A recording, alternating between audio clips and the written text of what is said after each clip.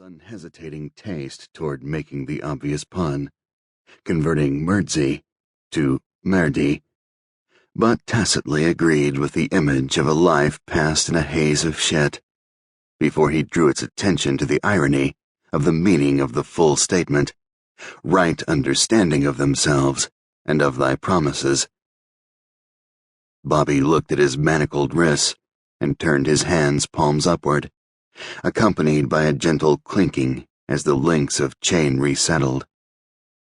All his life, he'd trusted these hands to get him out of whatever scrapes his mind had gotten him into.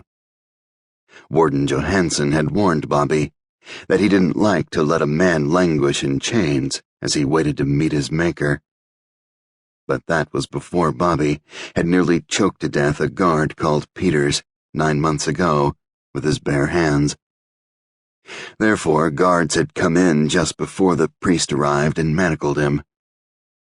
He passed his gaze over the shadowy figures lurking along the causeway outside his cell.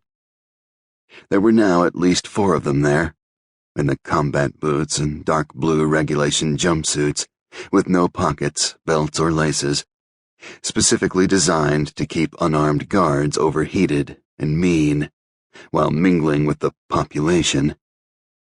He knew them all. One was a former Green Beret, another wrestled sumo on the weekends.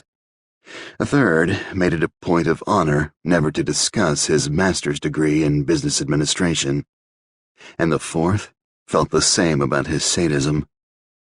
And what's this? A 5th? Bobby cocked his head just a bit to get a glance at the 5th guard, and his eyes hardened.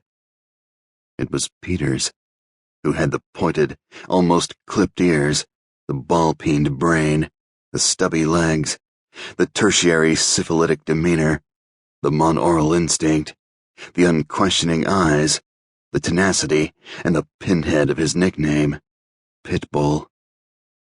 Though Bobby had never heard the click of claws as Pitbull Peters padded along the line, population consensus figured the man for having everything but the collar of his namesake, which undoubtedly lay on the floor of a hog-wire pen near Warden Johansson's office, attached by a short, thick chain to a well-anchored cement post. This particular bull, this guard Peters, was a killer, and everyone in the prison knew it.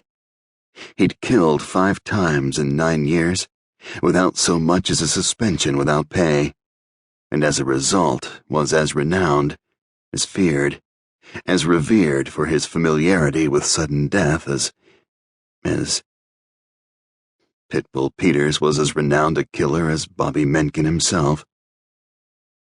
Bobby Mencken scowled and raked the sweat off his face with his forearm. He'd just as soon not have to think about Pitbull Peters. Not tonight. Tonight, cool was going to be enough of a trick.